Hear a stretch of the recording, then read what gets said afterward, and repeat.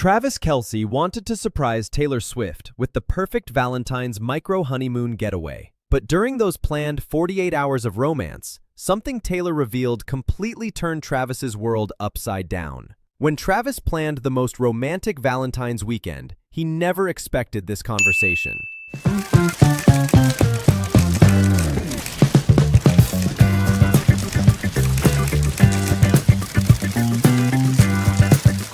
The February Charleston morning was perfect, with soft golden light filtering through the French doors of their Ocean House Inn suite. Travis stood on the wraparound porch, watching Taylor sleep. The micro-honeymoon trend everyone was talking about in 2026, those perfect 48-hour romantic escapes, had seemed like exactly what they needed. Valentine's Day falling on a Saturday gave them the entire weekend. Travis had planned everything: the boutique hotel overlooking Charleston Harbor, private dinner reservations, sunset walks along Rainbow Row. "Good morning, beautiful," he whispered as Taylor stirred, her green eyes focusing on him. "How long have you been watching me sleep like a creep?" she teased, stretching under the sheets. "Just long enough to confirm you're real," Travis said, settling beside her. "Coffee's ready." Taylor sat up, hair falling around her shoulders. "You know what I was thinking about last night? When was the last time we just existed somewhere without thinking about cameras or schedules or who might be watching?" Something in her voice made his chest tighten. "That's kind of the point of this whole weekend, babe. Just us."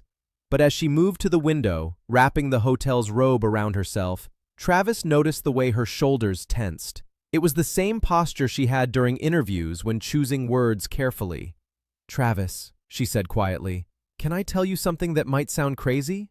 The way she said it made his stomach drop. "Of course." Taylor turned to face him, and he saw something in her eyes he'd never seen before. Something closer to shame. "Sometimes I think about what it would be like to just stop." "Stop what?" "All of it. The music, the tours, the constant cycle of albums and eras and reinvention." Her voice was barely above a whisper. "Sometimes I wonder who I would be if I just walked away from Taylor Swift." Travis felt like the floor had disappeared.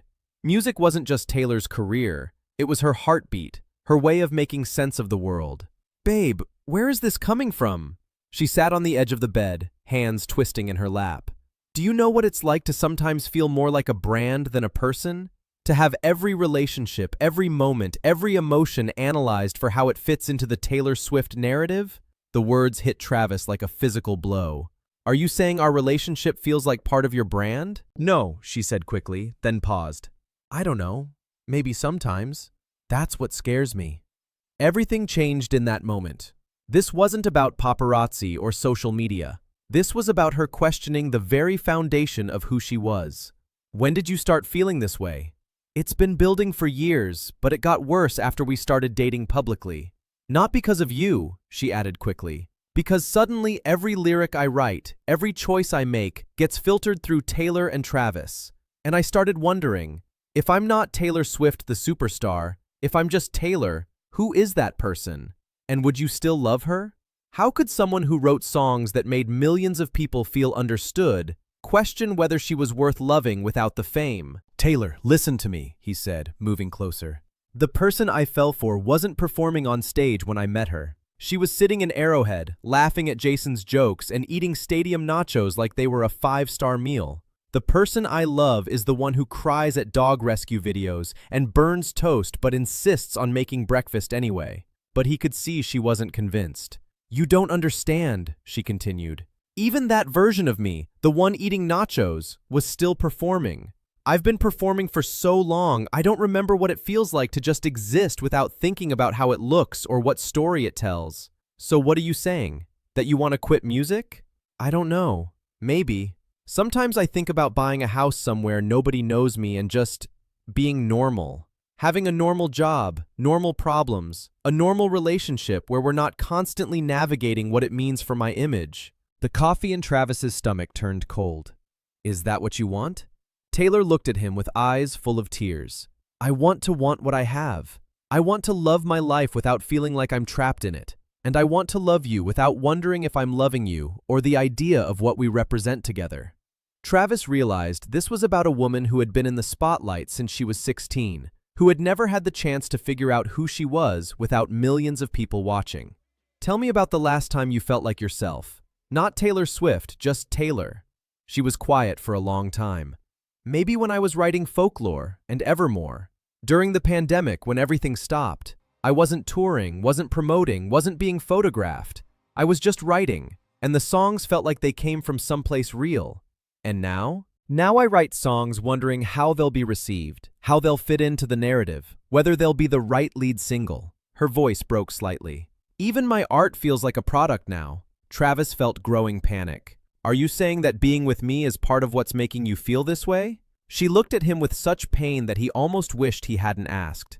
I don't want it to be. But when we go out to dinner and I see people taking pictures, when I read articles analyzing what it means that we're together, sometimes I feel like even our love is being turned into content. The word content hit him like a slap. But that's not what it is to me, he said. When I'm with you, I don't think about cameras or headlines. I think about how you laugh at your own jokes and how you always steal the last bite of my food and pretend you didn't. I know, she whispered.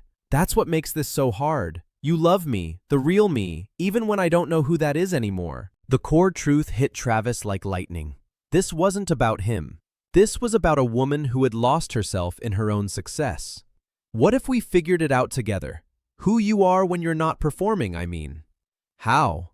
We start small. We have moments like this, where it's just us, and no one else gets to have an opinion about it. We don't post about it. We don't talk about it in interviews. We just exist together. Taylor smiled for the first time all morning, but it was sad. You're assuming that person, the real me, is someone worth finding. Babe, I've seen her. When you're half asleep and singing to Benjamin, when you're crying over a book, when you're fighting with your mom about something stupid and hanging up mad but calling her back 5 minutes later to apologize. That person is incredible. But what if she's not enough? What if without all the success and the fame and the constant validation, I'm just ordinary? This was the core fear driving everything. Not that she was trapped in her success, but that she was nothing without it. Taylor, he said, taking her hands. Do you know what I was thinking yesterday when we were walking around Charleston? I was thinking about this woman who noticed that the street musician's guitar case was wet from the rain and quietly slipped him her umbrella without saying anything. You weren't being Taylor Swift in that moment. You were just being a kind person. The way Taylor's expression changed told him something was shifting.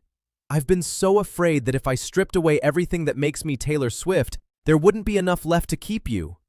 Are you kidding me? Travis stood up. You think I'm here for Taylor Swift? I'm in love with the woman who can't parallel park and refuses to ask for help.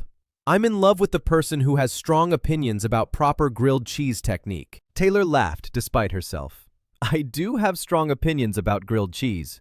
See? That's not Taylor Swift. That's Taylor, and she's more than enough. The afternoon of privacy. They sat in silence, watching the harbor come alive.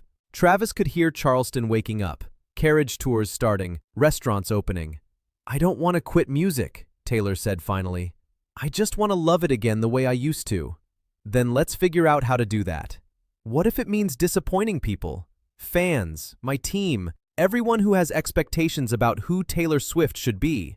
Babe, the only person you need to worry about disappointing is yourself. Maybe you start by writing one song that's just for you. Not for an album, not for radio, just because you have something to say. Taylor's eyes lit up. I've been working on something like that. Just little voice memos on my phone. What are they about? She smiled. They're about learning to love someone without being afraid of losing yourself in the process. Are they about us?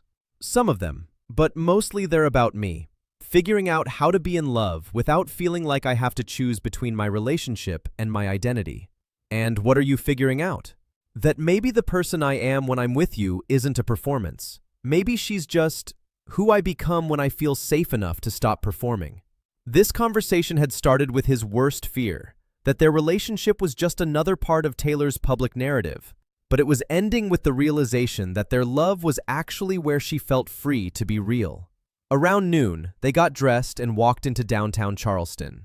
Without discussing it, they both put their phones on airplane mode. No photos, no updates, no documentation for anyone else to consume. This simple act, choosing privacy over content, felt revolutionary. They wandered through art galleries where Taylor looked at paintings with the same intensity she brought to lyrics. They sat in White Point Garden, where Travis fed squirrels while Taylor sketched in a notebook. "What are you writing?" "Nothing profound, just observations. The way the light hits the water, the fact that you're weirdly good at squirrel communication." As the sun started to set, they found themselves at Rainbow Row. Instead of taking pictures, they just stood there, Taylor's head on Travis's shoulder, watching other tourists capture moments they were choosing to simply live. "I want to ask you something," Taylor said. "When you picture our future, not the public version but the real one, what do you see?" "I see Sunday mornings that start late. I see you writing songs at the piano while I make coffee.